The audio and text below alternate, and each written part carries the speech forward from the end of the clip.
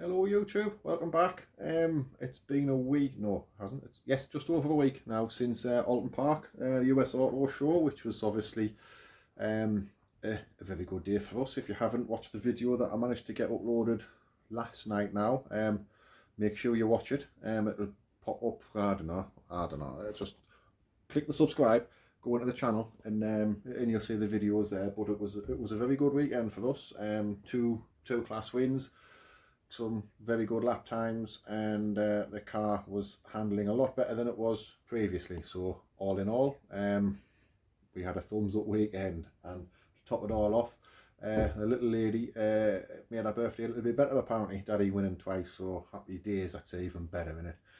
But had a quick look in the garage when I unloaded it, and noticed that we have a little bit of an oil leak. So I haven't had a chance to get in the garage last week. I was away for the bank holiday weekend, which was the weekend kind of just gone. It's the Tuesday after now, the 28th or whatever it is. And we are away in 2 weeks. We'll be racing, it's on the 7th and 8th of September. Snetterton, the last race of the year.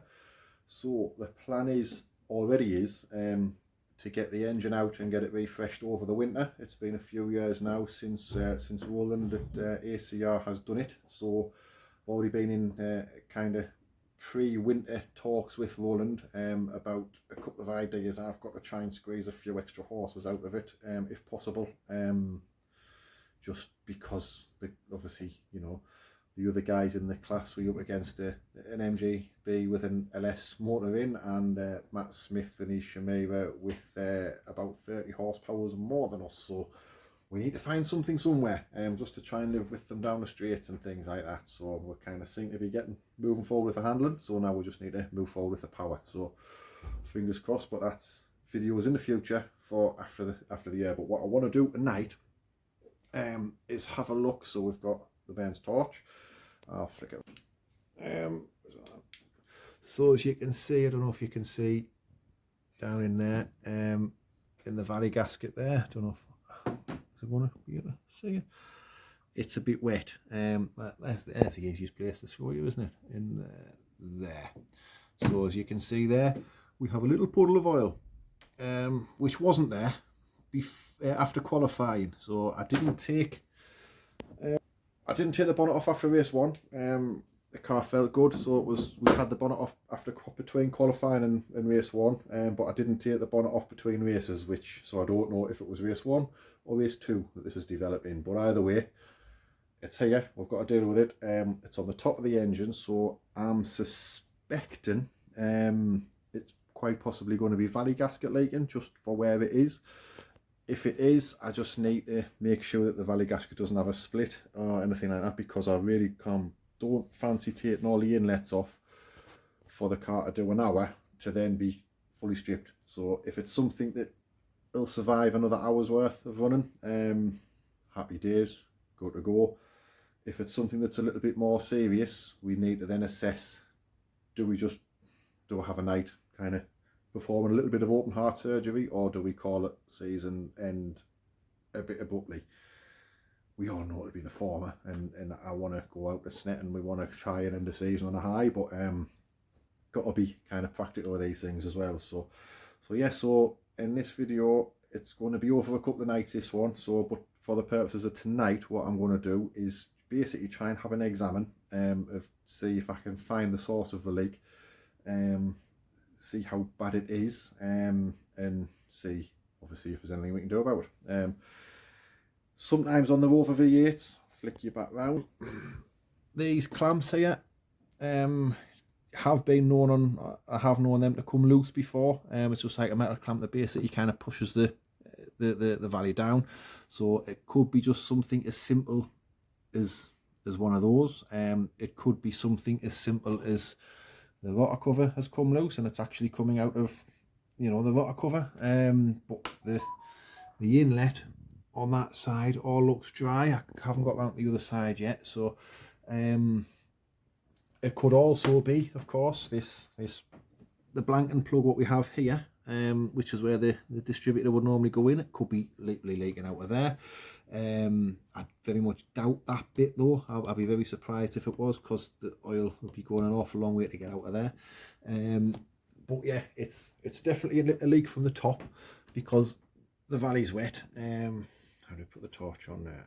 You can see in there that the valley is wet, a little bit in the wiring there. And if we look where we're at, I don't think I'm going to be able to show you down there. Can you go in there? There's a little bit of oily residue down there. So it's but it's, when it was on carbs, we used to get a bit of fuel on there, which was just off the carbs. But now that it's on injection, shouldn't be getting anything down there. So it has been bone dry up until I took the bonnet off, or when I unloaded the car, just have a quick check and notice it there. So yeah, so we're going to have get the torch out now. I'll do that off camera because I'm on my own tonight. So do that off camera, have a quick investigation, see if we can find anything obvious. Fingers crossed it's something obvious. So I'll put the filters off so we can get in, have a proper investigate. It shouldn't be, it's a composite gasket, so it's the better quality gasket, so I hope it's not split or anything like that. I can't imagine it'll be split, but yeah, just have an investigate, and we'll come back, and hopefully we've got some nice good news. Hopefully, fingers crossed there. Well, it's never easy. That puddle there is a puddle of oil that's come in not very long, just over, well, nearly 2 weeks, no, sorry, a week. So there's quite a lot of oil there, I would say, bearing in mind it hasn't been run for that time. But what I have found is, I don't know if you'll be able to see this very well, but if we can kind of go down here, you might be able to hear it better. The valley gasket is bellowed, which isn't a good thing. So what it covers, this fitting's leaking a little bit of oil across the back, which is nothingness, but there's an awful lot of oil there. You might be able to see better what I've got on this side. There's an awful lot of oil, and it's kind of done the old put on your tongue test, and it is just oil. There's no coolant or anything mixed in with it, which is obviously a good thing. But I don't know if you can see very well down there, but it's kind of glistening at you. It's quite wet, especially at the back. So what to do? I don't know, because there's a lot more oil there than what I thought there was. Oh, and I've also noticed on the floor that there, little tiny drop of coolant, which I've found the radiator's got a very, very tiny leak. Not as concerned about that, because it's tiny, and I've got some stuff that I can kind of budge the radiator up if needs be. So yeah, I now need to have a scratchy head moment. What I think I'm going to do, I think I'm going to pull the plugs and do a compression test, because I need to see why that, I don't know why it would have bellowed. Oil pressure, engine temperature, everything was all right at the weekend. Obviously the car was working hard, and I was kind of driving it and screaming it a little bit more than normal, but it's a bit of a, yeah, not really what I wanted to find.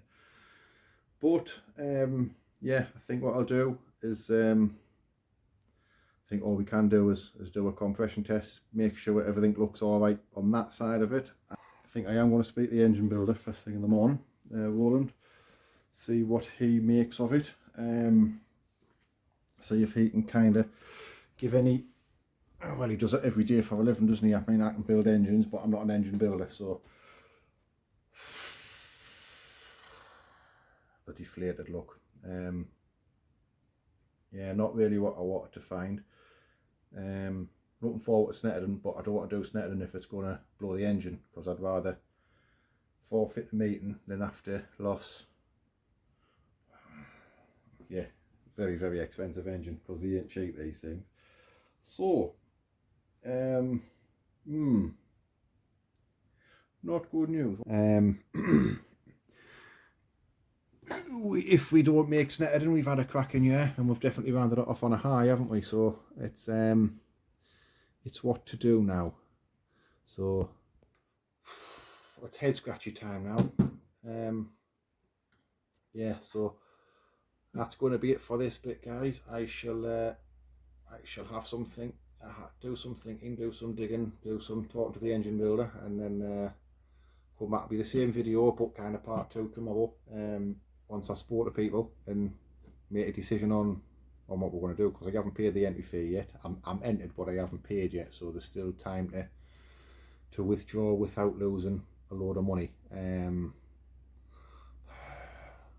I hate it when shit goes wrong, but it's the joys of motorsport. You've got to take the good with the bad, haven't you? So, but one thing I definitely don't want to do is run the risk of an engine going bang in a catastrophic way. Not only for me, but obviously when it dumps everything out for other people. I don't want to kind of risk. If I know that there's an issue, I'd rather pull out than kind of take the risk and my engine goes bang, which is, like I say, bad for me. But then if someone else, God forbid, spins on my oil and has a big accident, it's not what you do with it. So yeah. Well, when we come back, guys, we'll have a decision. We'll either be kind of doing some open heart surgery, or we'll be start to pull the engine out. I guess we shall see. Well, it's day 2, folks. Tried to ring the engine builder running this morning, and he's on holiday, so never mind. So, but what we've done this morning, for you guys, here we have done. I took the plugs out, just kept them in order because for one race I'll just reuse the plugs. But as you can see, they're all the same. The burn.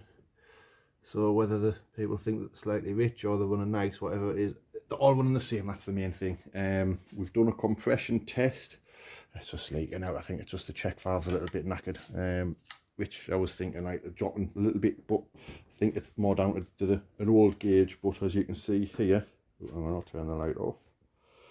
Basically, they're all 155, 160. That's cold with a wide open throttle.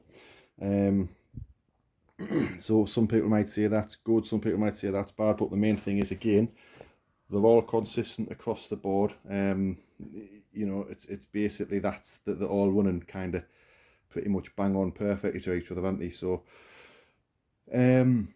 nothing obvious. Like I say, I would have thought if there was any major issues, it would have shown on the plugs or on a compression test. So what the next thing to do is, I'm going to take the breather system off, which is there to there, and then our breather goes back into the oil tank, as you can see there, which I've ran this setup for a few years now and never had any issues. So I'm kind of just going to keep your fingers crossed that it's maybe just been a one-off. So, but what we're going to do, I'm going to remove these. That side is leaking a little bit across the rotor cover anyway, so I'm going to remove them. I'm just going to stick the compressor down and make sure that there's no blockage or anything like that anywhere, just in case.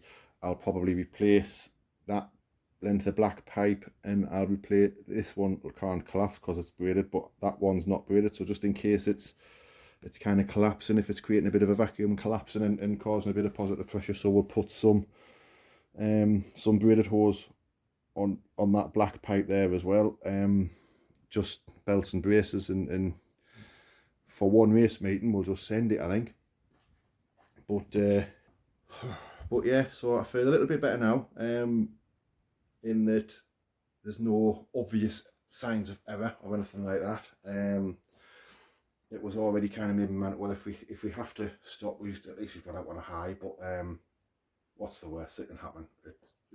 It goes bang, it takes us a year to fix it, or this one has to get sold to replace the engine for this one. So that's kind of where we're at. But yeah, so what we're going to do now is, let's say I'm just going to remove this breather setup. It is leaking on that side anyway. So I'm going to take all that off, just have a quick inspect, make sure everything's okay, nothing kind of blocking it, which could obviously create a bit of positive crankcase pressure. Because ultimately the only reason that would go like sort of bellow as it has in theory there's too much positive crankcase pressure. We've never had it before, so why are we getting it all of a sudden now? I don't know. So I'm just gonna. There's a few things that I'll check off camera. We'll have a go through it, but and then it'll be obviously the main spanner check. It was quite bumpy at Oulton Park, so I'm going to check gearbox mounts, diff mounts, engine mount. Just check everything. Go through it all with a go through everything with a fine tooth comb. Ready for Snetterton. Snetterton is nice and smooth. It's not bumpy or anything like that. I haven't actually raced on the 300 circuit before. Only the 200, but it's a nice smooth surface. It's not full of bumps and it's not kind of chucking the car about and things like that. So so yeah, it's just really just, I don't want to drive 4.5, 5 hours to get there and do half a qualifying session and then have to pull it on the trailer and come home. That's kind of, you know, but yeah, so feel a little bit more positive today. Like I say, there's clearly no major issue, and the engine felt fine at the end of Oulton Park. It's purely when I lifted the bonnet and saw the oil leak. That's kind of where this is stemmed from. If no oil leak, we wouldn't have been doing any of this. So yeah, nothing in the catch tank. So the breathe, you know, it might be, could it literally just be, I don't know, something in the oil. I don't know. But the engine's coming out at the end of the year anyway, and going back to all of the ACR. So while I can build the engine, he's got the engine dyno, and it's the way I look at it. It's my money, it's his engine. So he built it originally, and touch wood, we've never had any issues with it since Roland built it. It's always been a very strong engine, kind on the compression and things like that. So we'll get the engine out at the end of the year, which we'll do a video after Snet, and then and get it back to Roland. But in the meantime, I spoke to his mum, who's kind of running the fort at the moment. She's going to dig out the exact valley gasket that this one has on, get one in the post, so fingers crossed we'll have that by the weekend. And then the next video will be a little bit of open heart surgery on her. So we've kind of run that with you guys, and then it's a shame because you have to knock some of the cooling out, not all of it, but just enough to get the inlets off. So that's the only, but it is what it is. So I'm going to stick this video out now, guys. It'll be a bit of a short one, but yeah, not a lot of action in this one, a lot of talking, so sorry about that. But the next video, which I'll do over the weekend, probably will be more of kind of getting into the heart of the engine, and we'll do a little bit of open heart surgery. If we find anything, obviously, while we've got it open, well, then just kind of stops play, doesn't it? But I meant it into Snetterton. I can pay next week, so that's not the end of the world. If we do have to kind of pull out last minute, I'll know by Friday night, Saturday morning what the score is, so I can let Bernie and the guys know if the worst case happens. But keep your fingers crossed for guys, and see you in the next one.